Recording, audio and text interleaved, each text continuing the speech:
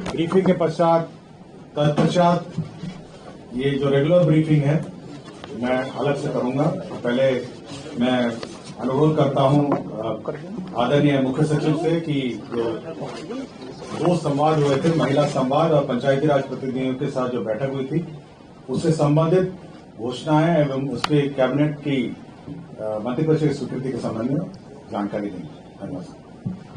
धन्यवाद।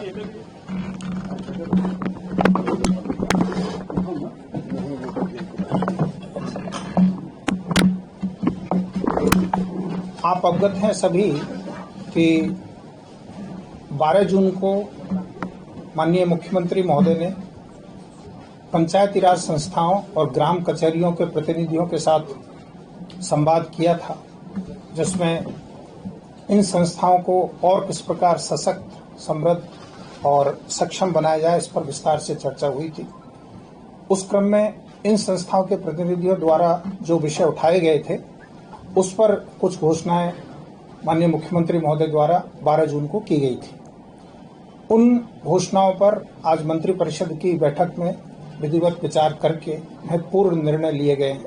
उसके बारे में आप सभी को जानकारी देना चाहता हूं। पहली घोषणा ये थी कि महात्मा गांधी नरेगा के अंतर्गत पूर्व में ग्राम पंचायतों को प्रशासनिक स्वीकृति देने की शक्ति 5 लाख रुपए थी। आज मंत्रिपरिषद ने ग्राम पंचायतों की शक्ति को बढ़ाकर 10 लाख रुपए कर दिया गया है। इसके फलस्वरूप ग्राम पंचायतें बड़ी योजनाएं ले जा सकेंगी और निर्णय लेने में तेजी आएगी। दूसरी महत्वपूर्ण घोषणा थी पंचायती राज संस्थाओं के सभी स्तर के प्रतिनिधियों के मानदेय में वृद्धि। आज मंत्रिपरिषद ने यह निर्णय लिया है कि तीनों स्तर की पंचायती राज संस्थाएं एवं ग्राम कचहरी के चुने हुए प्रतिनिधियों के मानदेय में 1.5 गुना वृद्धि की गई है। तीसरा जो विषय था वो था कि पंचायत के जो प्रतिनिधि है, उनकी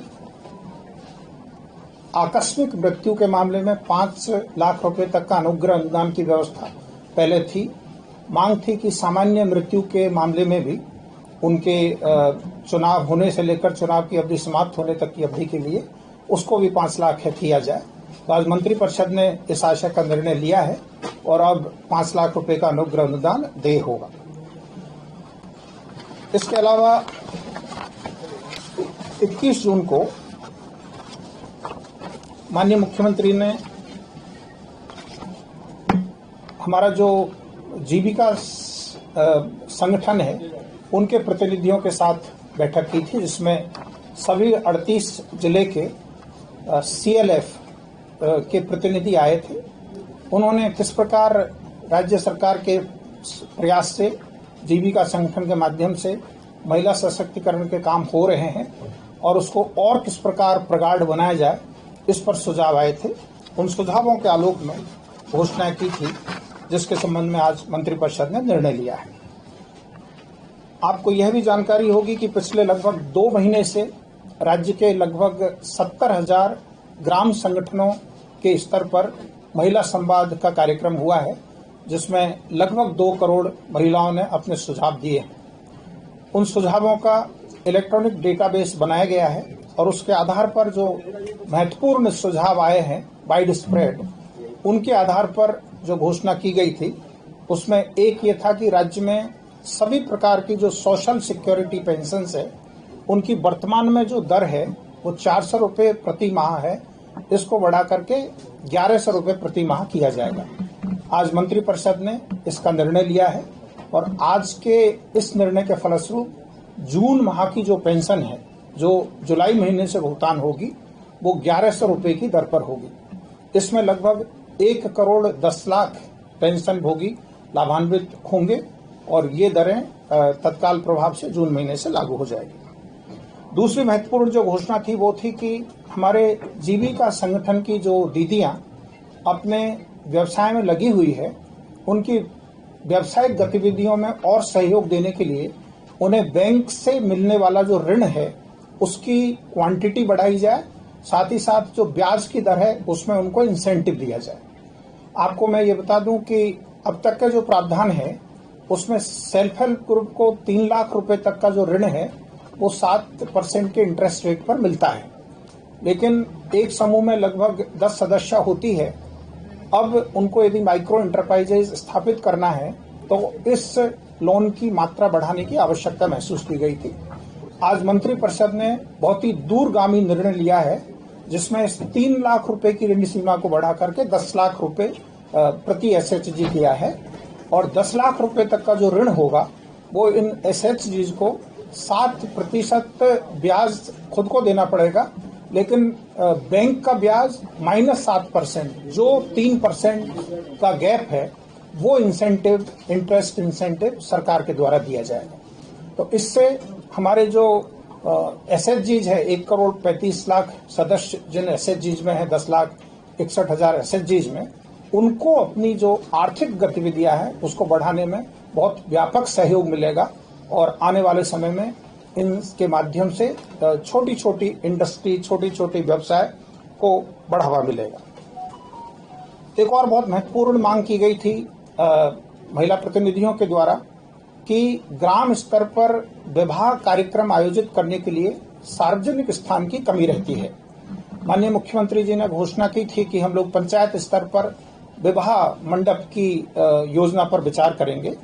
आज मंत्रिपरिषद ने मुख्यमंत्री कन्या विवाह मंडप योजना की स्वीकृति प्रदान की है, जिसमें सभी 8,093 ग्राम पंचायतों में अगले 5 वर्षों में चरणबद्ध तरीके से प्रति विवाह मंडप 50 लाख रुपए की दर से विवाह मंडपों का निर्माण किया जाएगा और इसमें पंचायती राज संस्थाओं को सशक्त करने के दृष्टिकोण से यह भी निर्णय लिया गया है कि यह जो निर्माण कार्य है ये ग्राम पंचायतों द्वारा किया जाएगा और इसके रखरखाव में हमारे दीदियों की भागीदारी सुनिश्चित करने के लिए मंत्रिपरिषद ने यह भी निर्णय लिया है कि इन विवाह मंडपों के बन जाने के बाद इन विवाह मंडपों के संचालन और रखरखाव की जिम्मेदारी विलेज ऑर्गेनाइजेशंस की होगी।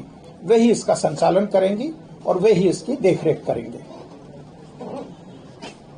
अगला जो महत्वपूर्ण घोषणा थी वो थी कि हमारे जीविका कार्यक्रम के अंतर्गत जो कम्युनिटी ऑर्गेनाइजेशंस में कर्मी लगे हुए हैं, लगभग 1,40,00,000 कर्मी, 1,40,000 कर्मी हैं, उन कर्मियों का जो मानदेय है वो तुलनात्मक काफी कम था और उन लोगों के द्वारा बहुत दिनों से इस आशय की मांग की जा रही थी कि उनका मानदेय में वृद्धि हो।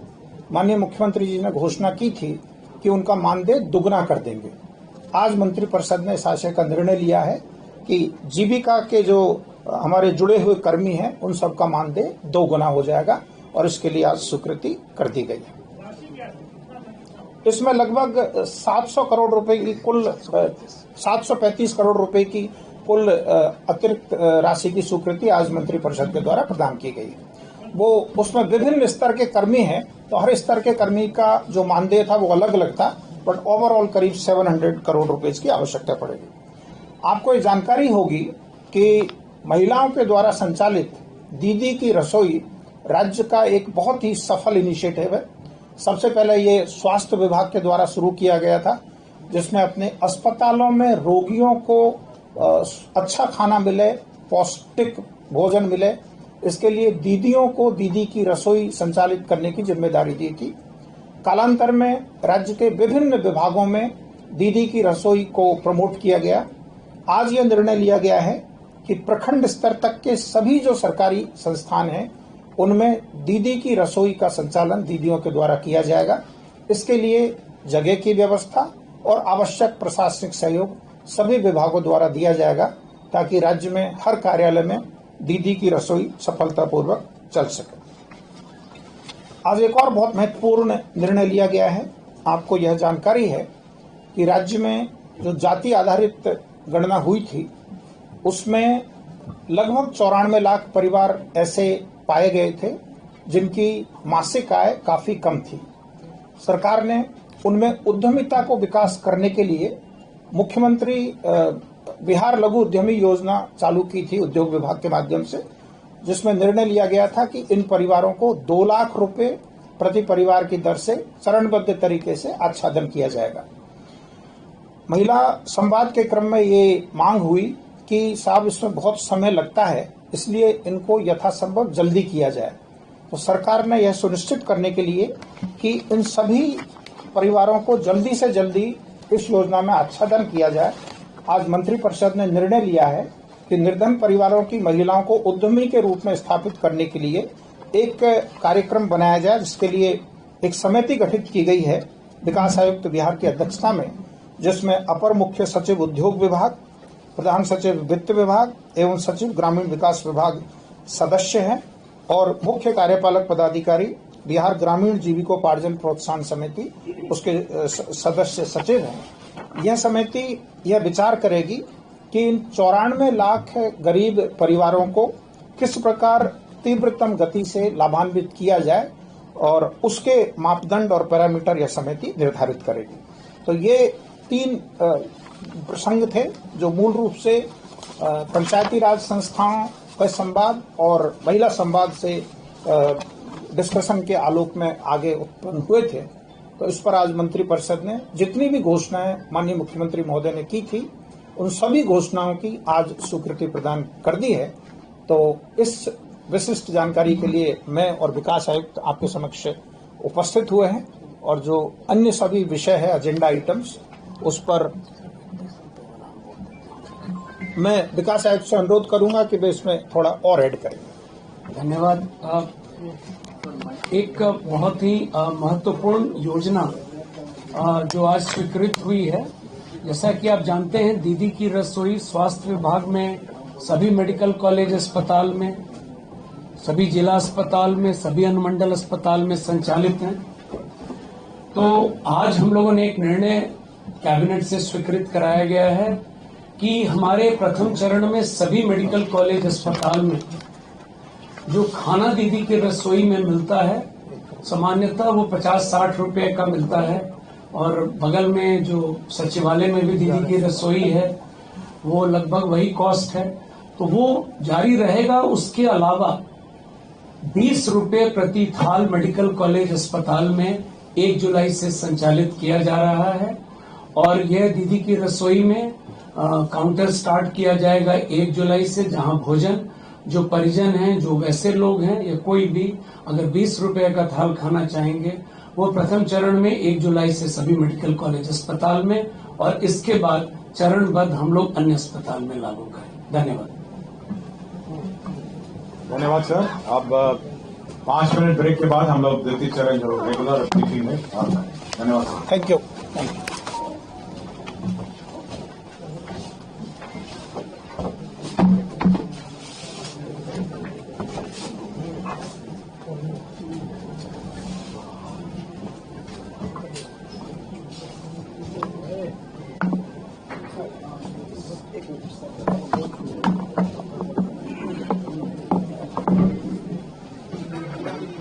क्या जी, न्यूज 18 फिर से 18 से न्यूज 18 फिर आ गया? हाँ, क्या हुआ? मतलब हाँ, वही मैं देखा 18 फिर न्यूज 18 आ गया। आवाज आ रही ना सबको? चेक कर लीजिए, ये आपका है। हाँ, मैं क्रम से चलूंगा, आप चिंता मत करिए, क्योंकि बीच बीच में ब्रीफिंग हो गया है और मैं क्रम से चलूंगा। कौन सा मेन होगा? अच्छा, प्रमुख से चलूं। ब्रेकिंग दिखाई।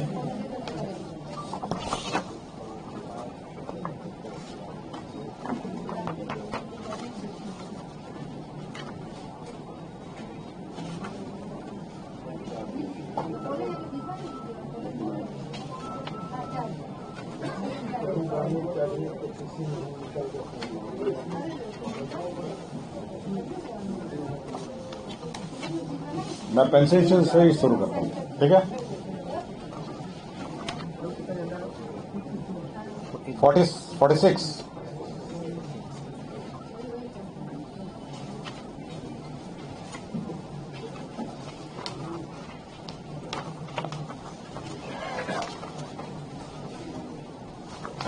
कहाँ गए दीपक? कहाँ गए?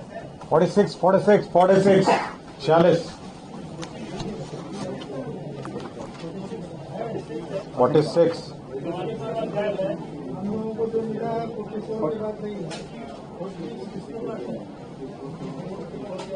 इसका मुझे खेद है।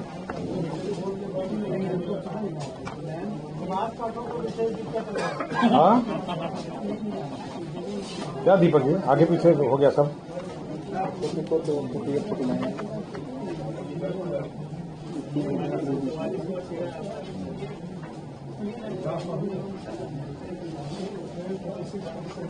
ये वृद्धावस्था पेंशन 6 है ना,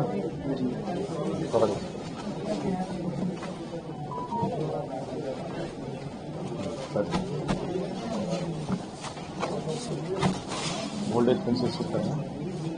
एजेंडा था जी, हाँ आप उनको देते रहिए, पकड़िए बढ़िए पकड़।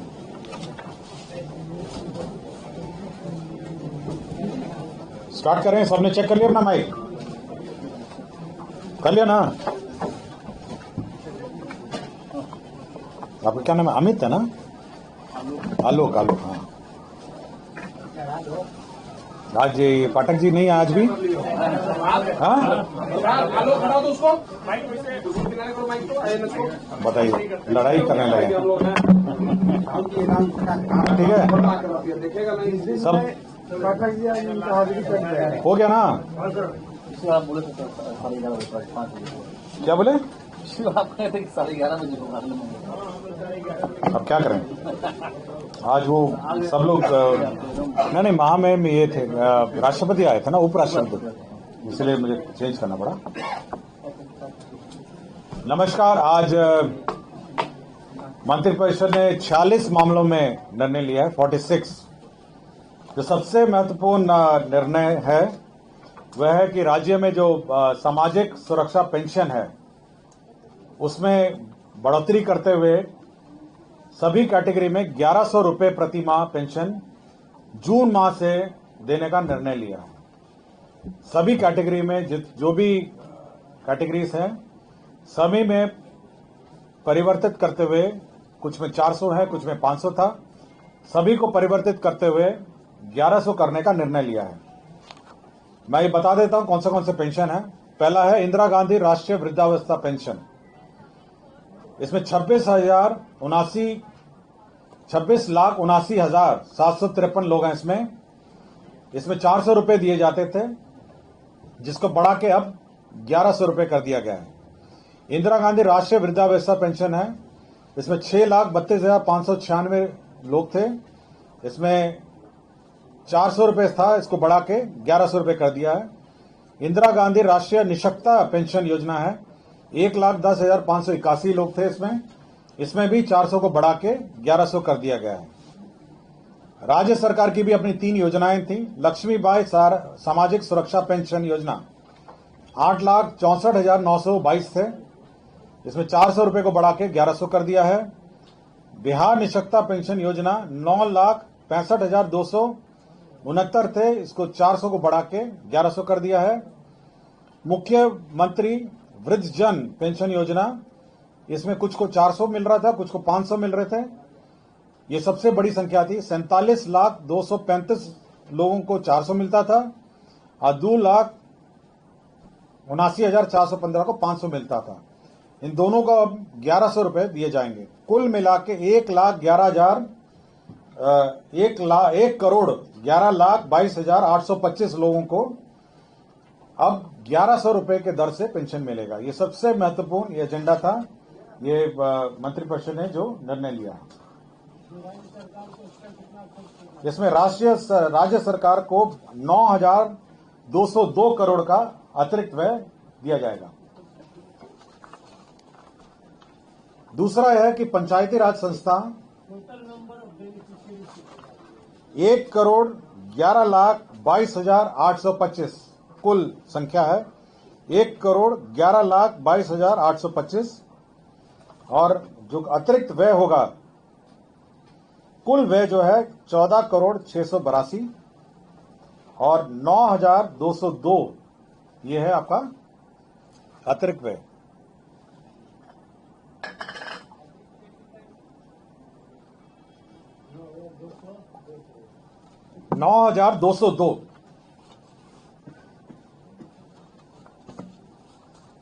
पंचायती राज संस्था ग्राम कचहरी के निर्वाचित प्रतिनिधियों को निर्वाचित घोषणा होने के तिथि के पद पर बने रहने तक दौरान हुई मृत्यु की स्थिति में देय अनुग्रह राशि 5 लाख रुपए कर दी गई है।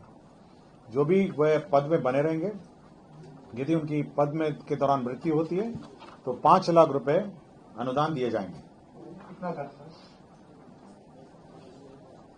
त्रिसदीय पंचायत राज संस्था में ग्राम कचहरी के जनप्रतिनिधियों को पूर्व देय नियत मासिक भत्ता को दिनांक 1/7/2025 के प्रवाह से वृद्धि किए जाने एवं उसके इस निमित्त कुल 5,48,62,12,800 रुपए दिए जाने का प्रावधान है। इसमें इंक्रीज किया गया है विभिन्न कैटेगरीज का। जैसे जिला परिषद को आपको 12,000 रुपए पहले मिलते थे, अध्यक्ष को मिलते थे 12,000, अब 18,000 रुपए मिलेंगे। जिला परिषद उपाध्यक्ष को पहले 10,000 था, अब ये बढ़ के 15,000 हो गया है। पंचायत समिति प्रमुख को 10,000 मिलता था, अब ये 15,000 हो गया है। पंचायत समिति उप प्रमुख को 5,000 मिलता था, अब ये 7,500 हो गया है। ग्राम पंचायत मुखिया जी को 5,000 मिलते थे, अब 7,500 हो गया है। ग्राम पंचायत उप मुखिया इनको 2,500 मिलता था, अब 3,750 मिल जाएगा। ग्राम कचहरी सरपंच इनको 5,000 मिलता था, अब 7,500 मिलेगा। ग्राम कचहरी उप सरपंच हैं, इसको 2,500 मिलता था इनको, अब 3,750 मिलेगा। जिला परिषद सदस्य हैं 2,500 हैं, अब 3,750 मिलेगा। पंचायत समिति सदस्य 1,000 मिलता था, अब 1,500 मिलेगा। ग्राम पंचायत सदस्य 800 था, 1,200 मिलेगा। ग्राम कचहरी सदस्य पंच 800 था, 1,200 मिलेगा। तो मैंने सभी का रेट सुना दिया आपको। मुख्यमंत्री कन्या विवाह मंडप योजना, यह एक योजना नई स्वीकृत की गई है, जिसके तहत 8,053 सभी पंचायतों में विवाह मंडप की स्थापना की जाएगी। आपको इस ब्रीफिंग के पूर्व विस्तृत ब्रीफिंग मुझसे मुख्य सचिव महोदय ने कर दी है और इसमें कुल जो खर्च होगा 40,26,50,00,000 रुपए इसमें व्यय होंगे।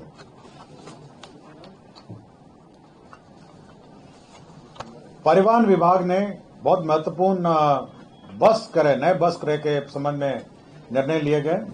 नए बस क्रय के संबंध में निर्णय लिए गए। इसमें अंतर्राज्यीय मार्गों पर बस संचालन हेतु 68 लाख दर से 74 नॉन एसी बसों का क्रय करने का निर्णय लिया गया। इसके तहत 50,32,00,000 रुपए सहायक अनुदान बीएसआरटीसी को दिया गया। 74 लाख रुपए के अनुमान दर से 75 एसी बसों का क्रय का भी निर्णय लिया गया। इसमें 55.50 करोड़ व्यय होंगे। अंतर्राज्यीय मार्गों के संचालन हेतु पीपीपी मोड लोक निजी भागीदारी के माध्यम से बस संचालन का निर्णय लिया गया। इसके तहत प्रोत्साहन राशि के रूप में 20 लाख रुपए दिए जाएंगे। 20 लाख रुपीस प्रत्येक बस जो ऑपरेटर होगा उसको दिया जाएगा और इसके तहत 30 करोड़ रुपए व्यय होंगे।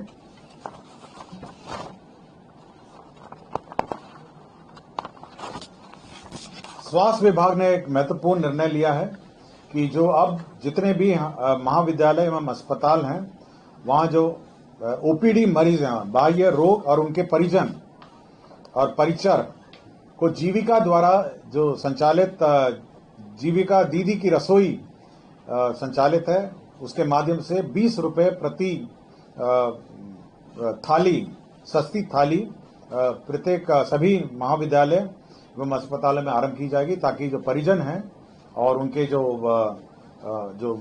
रोगी हैं, ओपीडी जो रोगी हैं, वह सस्ती थाली 20 रुपए के भुगतान पर प्राप्त कर सकेंगे। नगर विकास एवं आवास का यह योजना था, जिसमें आत्मनिर्भर भारत के 7 निश्चय के अंतर्गत स्टॉर्म वाटर ड्रेनेज अंतर्गत बिहार पटना शहर में सैदपुर नाला में जो ड्रेनेज सिस्टम है, नाली है, उसमें अभी निर्णय लिया गया है कि उसको ढका जाएगा। बीच बीच में उसके होल्स जगह दिए जाएंगे और साथ ही साथ जो बॉबकैट है मशीन, वो उतरने का भी रैंप बनाए जाएंगे। इस कारण से उस एस्टीमेट में पुनरीक्षण हुआ है। अब 71,55,00,000 रुपए मात्र के राज्य योजना मद से व्यय किया जाएगा और अब इसके कुल जो प्राकृतिक राशि है वो 331,36,00,000 रुपए यह प्रशासनिक स्वीकृति पुनरीक्षित प्रशासनिक स्वीकृति दी गई। नगर विकास एवं आवास विभाग का दीनदयाल अंत्योदय योजना राष्ट्रीय शहरी आजीविका मिशन अंतर्गत आश्रय वाहनी हेतु शेल्टर फॉर होम घटक में मार्गदर्शिका के अनुसार 24-25 में 31 करोड़ 8,38,000 रुपए व्यय की स्वीकृति दी है। शेल्टर फॉर होम्स, होमलेस जो है उनके लिए शेल्टर बनाने का निर्णय लिया गया। नगर विकास विभाग द्वारा ही जो विभिन्न प्रावधानों के अंतर्गत सरकारी संपत्तियों के उपयोग जो टेलीकॉम ऑपरेटर्स द्वारा दूरसंचार विभाग भारत सरकार के दूरसंचार मार्ग अधिनियम नियम के अंतर्गत सरकारी संपत्तियों के उपयोग की अनुमति हेतु विभिन्न विभागों स्थानीय प्राधिकार को नामित करने की स्वीकृति दी गई। मतलब वो जो टेलीकॉम ऑपरेटर जो कौन अप्रूव करेगा विभिन्न सरकारी भवनों में, उसका प्राधिकार निर्धारित किया गया। नगर विकास का ही प्रस्ताव था। केंद्र प्रायोजित अटल नवीकरण शहरी परिवर्तन अमृत 2.0 में जहानाबाद जलापूर्ति परियोजना में 32 करोड़ 43,97,000 रुपए की योजना स्वीकृत की गई। खेल विभाग में राज्य खेल अकादमी एवं अंतर्राष्ट्रीय क्रिकेट स्टेडियम राजगीर लिपिकीय संवर्ग की स्वीकृति दी गई।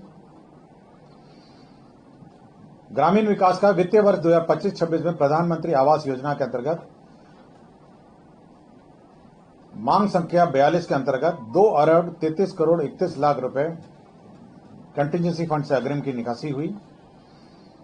पथ निर्माण विभाग का एक प्रस्ताव था। आपको याद होगा कि जेपी गंगा पथ से कोइलवर तक का पथ निर्माण का प्रस्ताव पीछे पूर्व के कैबिनेटों में स्वीकृत हुआ था।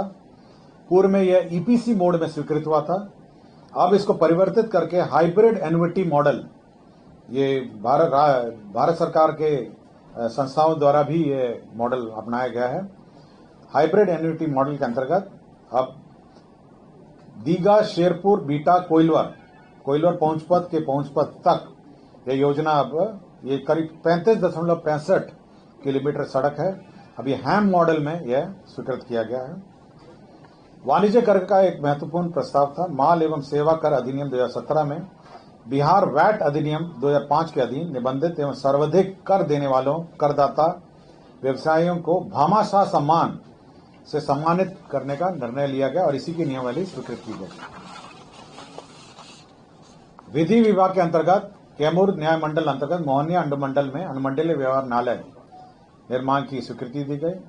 पंचायती राज विभाग में जैसे कि मैंने कहा कि मृत्यु होने पर 5 लाख रुपए राशि देने का निर्णय लिया गया। ऊर्जा विभाग में पूर्वोत्तर बिहार राज्य विद्युत बोर्ड के पदाधिकारियों और कर्मचारियों के लिए 757 crore Bihar state power holding company limited को 3 किस्तों में उपलब्ध कराने का निर्णय लिया गया। इसमें जो रिटायरमेंट और टर्मिनल बेनिफिट है उसका भुगतान होगा इससे। विज्ञान एवं प्रौद्योगिकी विभाग में विभिन्न स्थलों पर हॉस्टल्स का निर्माण का निर्णय लिया गया। इसमें अरवल है, दूसरा आपका जिला रोहतास में शेरगढ़ अभियंत्रण महाविद्यालय में है, तीसरा जहानाबाद जिले में संचालित राजकीय अभियंत्रण महाविद्यालय में है, चौथा पश्चिम चंपारण बेतिया जिला अंतर्गत बगहा अनुमंडल में मधुबनी अंचल में राजकीय पॉलिटेक्निक बगहा में निर्माण का निर्णय लिया गया। 7 निश्चय के अंतर्गत राजकीय पॉलिटेक्निक सहरसा में भी हॉस्टल और एडमिनिस्ट्रेटिव भवनों का निर्माण का निर्णय लिया गया। एमआईटी मुजफ्फरपुर में भी अतिरिक्त hostel, boys and girls hostel का निर्माण का निर्णय लिया गया। विज्ञान प्रौद्योगिकी विभाग द्वारा ही scheme for promotion of culture and science के अंतर्गत केंद्र सहायता से राज्य के 3 जिलों यथा पूर्वी चंपारण, जमुई और पूर्णिया में डिजिटल तारामंडल space and astronomy education centre की स्थापना का निर्णय लिया गया। 3 जगह हैं, पूर्वी चंपारण, जमुई और पूर्णिया, जहां पर तारामंडल और डिजिटल तारामंडल और space and astronomy education centre का निर्माण का निर्णय लिया गया। निर्वाचन विभाग का है जो बीएलओ हैं और सुपरवाइजर की नियुक्ति के फलस्वरूप वार्षिक मानदेय का निर्धारण किया गया। 12,000 उनका है और संक्षिप्त प्रोटेक्शन के क्रम में हाउस होल्ड विजिट के लिए 3,000 रुपये और वार्षिक अर्थात कुल 15,000 रुपये प्रति बीएलओ सुपरवाइजर की दर से पेमेंट का निर्णय लिया गया, जिसमें 12 करोड़ 36,75,000 रुपये व्यय होंगे।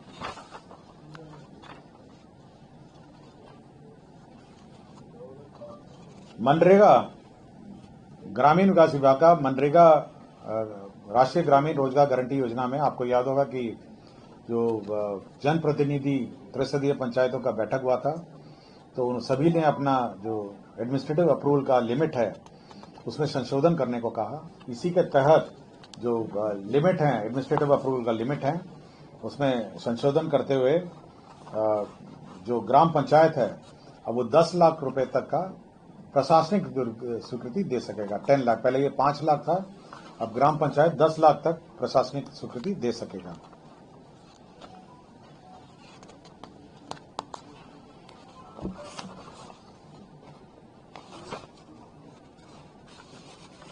राजस्व एवं भूमि सुधार विभाग का प्रस्ताव था कि मुजफ्फरपुर जिला अंतर्गत बाबा खड़ेश्वर नाथ महादेव मंदिर परिसर में आयोजित मेला जो है वो अब राजकीय बिहार राज्य मेला प्राधिकार के अंतर्गत वह संचालित होगा। मुख्यमंत्री ग्राम सड़क उन्नयन योजना के तहत ग्रामीण सड़क सुदृढ़ीकरण एवं प्रबंधन कार्यक्रम के सामान्य एवं अनुसूचित जाति घटक के लिए अधीन राज्य के सभी 38 जिलों अंतर्गत 4079 पथों लंबाई 6484 किलोमीटर के पुनर्निर्माण उन्नयन नवीकरण संचालन प्रबंधन कार्य की स्वीकृति दी गई, जिसके अंतर्गत 5627 करोड़ 8,67,300 रुपए प्रशासनिक स्वीकृति दी गई। जल संसाधन विभाग के अंतर्गत एक महत्वपूर्ण योजना स्वीकृत किया गया, कोसी मेची अंतर्राज्य लिंक परियोजना कार्य, जिसकी प्राकृतिक राशि 6282 करोड़ 32 लाख रुपए 6282 करोड़ की योजना के प्रशासनिक स्वीकृति दी गई। और राजस्व एवं भूमि सुधार के कुछ लैंड ट्रांसफर के मामले थे। जमुई जिला में बरनार जलाशय परियोजना में क्षतिपूर्ति कंपनसेटरी फॉरेस्टिंग के लिए लैंड ट्रांसफर था। जमुई जिला अंतर्गत बरनार जलाशय का फिर कंपनसेटरी फॉरेस्टेशन था।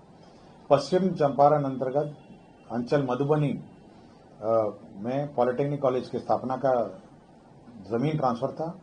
बांका जिला अंतर्गत अंचल बांका में मौजा नगर पालिका वार्ड संख्या 8 में स्पेशल इंटेलिजेंस आईबी पोस्ट निर्माण के लिए जमीन ट्रांसफर था।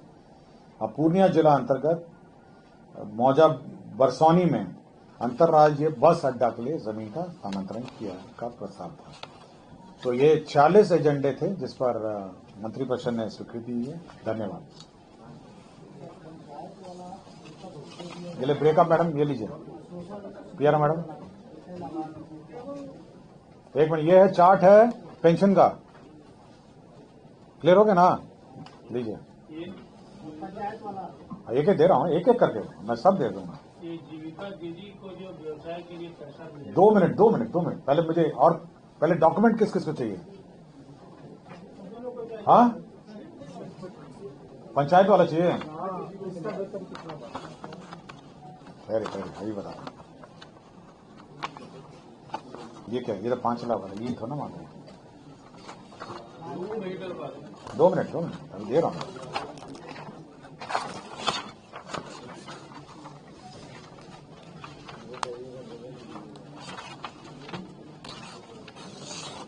ये पंचायत प्रतिनिधियों का भत्ता है। मैडम साहब एक साथ लीजिए ना, उसके बाद ये पकड़े पहले, ये पंचायत प्रतिनिधियों का है। और क्या चाहिए? और क्या मांगा था आपने?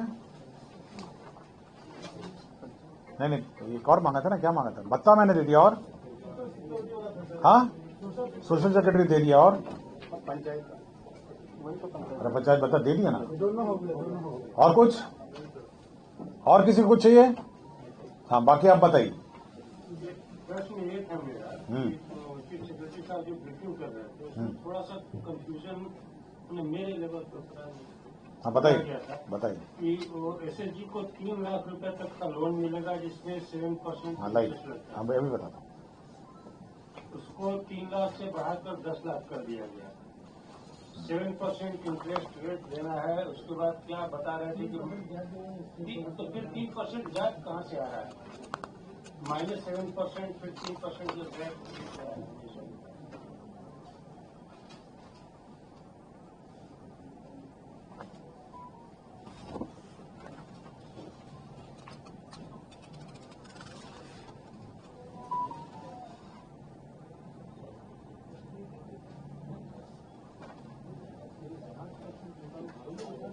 देखिए, इसमें मैं आपको इसका कैलकुलेशन शीट आपको दे देता हूँ, ठीक है ना। यही है, ये है, मैं पढ़ देता हूँ। अभी तक बिहार राज्य में लगभग 5.70 लाख स्वयं सहायता समूह ऐसे हैं जिन्हें 3 लाख रुपए तक की राशि बैंक ऋण के रूप में उपलब्ध हुई है, ठीक है। साथ ही 3 लाख रुपए से ज्यादा तथा 5 लाख रुपए तक बैंक ऋण की राशि पाने वाले समूह की संख्या लगभग 3 लाख है, ठीक है। शेष लगभग 1.43 लाख स्वयं सहायता समूह को इससे ज्यादा की राशि बैंक ऋण के रूप में उपलब्ध है। 1.43 लाख स्वयं सहायता समूह जो 5 लाख रुपए की बैंक ऋण सीमा से के बाहर हैं, उन्हें विमेन बैंक के द्वारा अलग अलग ब्याज दरों पर ऋण उपलब्ध करवाया जाता है। यह ब्याज दर लगभग 10.40 से 12.30 तक के ऋण में आता है। उपरोक्त वर्णित तथ्यों के माध्यम से यह रेखांकित करना है कि कालांतर में ऐसे समूह की संख्या क्रमशः बढ़ती जाएगी जिन्हें लगभग 10% अथवा इससे अधिक तक के ब्याज पर बैंक ऋण प्राप्त होगा। ऊंचे ब्याज दर होने के कारण सदस्यों को स्वरोजगार फलाना अतः 7% ब्याज दर की एकरूपता आने से कम ब्याज दर पर समूह के महिलाओं को ऋण उपलब्ध हो पाएगा, जिससे स्वरोजगार के लिए पूंजी प्रवाह में बढ़ोतरी होगी और सूक्ष्म वित्तीय संस्थाओं पर निर्भरता कम होगी। यही है। क्लियर हो गया आपको? मतलब वो आपको मतलब जैसे ही बढ़ जाता है तो वो अपना कमर्शियल इंटरेस्ट हो जाता है, उसी को एकरूपता लाने के लिए 7% का मतलब 7% में लाने के लिए। हाँ, मतलब 7% से अगर 12% होगा तो सरकार 5% व्यय करेगी, 10% होगा तो 3% करेगी, तो डिपेंडिंग अपॉन द रेट। और आपको याद होगा आपके पिछले कुछ इसमें जीविका बैंक का भी निर्णय लिया था। हाँ, तो बस वही है कि वो फाइनेंशियल कॉर्पोरेशन उसको लोन देगा और जो ऋण की राशि में एडिशनल इंटरेस्ट होगा सरकार वहन करेगी। मतलब जीविका अपना बैंक चलाएगा, मतलब जीविका जो फेडरेशन है। तो मैंने दे दिया पाठक जी। इसमें हम थोड़ा समझना चाहते हैं कि अभी जो निर्णय लिया गया वो सब देख रहे हैं कि 9,000 करोड़ 10,000 करोड़ सरकार खर्च करने जा रही है, तो इसका क्या बजट में प्रोविजन पहले से था या क्या है? अब तो सप्लीमेंट्री बजट है, फर्स्ट सप्लीमेंट्री तो आएगा ही ना। हाँ, मतलब फर्स्ट सप्लीमेंट्री अगर जरूरत पड़ेगी फर्स्ट सप्लीमेंट्री बजट है। इनिशियल बजट जो बनता है, वार्षिक बजट है, वो वार्षिक अनुमानित व्यय पे बनता है। ओल्ड एज पेंशन में बना होगा 12x400 करके बना होगा। तो जैसे ही बढ़ोतरी होगी तो प्रथम अब अनुपूरक जो बजट है उसमें रिवीजन का प्रोविजन है, वैसे ही होगा। हाँ, नहीं सप्लीमेंट्री भैया, वो तो पूरे साल का बजट होगा ना भाई। आपका 12 महीने का बजट होगा ना। अब 12 महीने का बजट 3 महीने में खत्म नहीं हो जाएगा ना। अप्रैल में जून ही की बात है।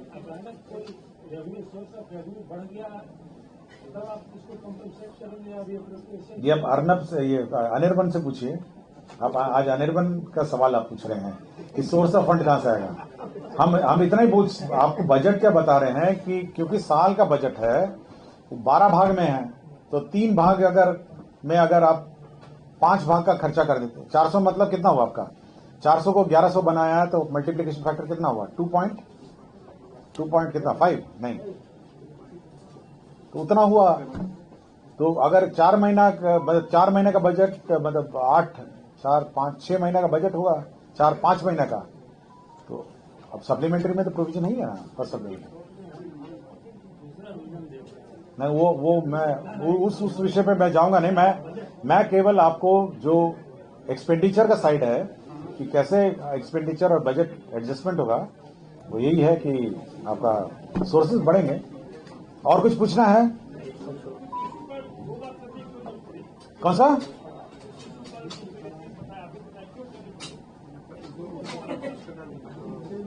मेरा काम है कैबिनेट का रेगुलर ब्रीफिंग करना, मैं रेगुलर ब्रीफिंग कर रहा हूं, और उनका काम है कि सरकार के जो महत्वपूर्ण निर्णय है उनको ब्रीफ करना था।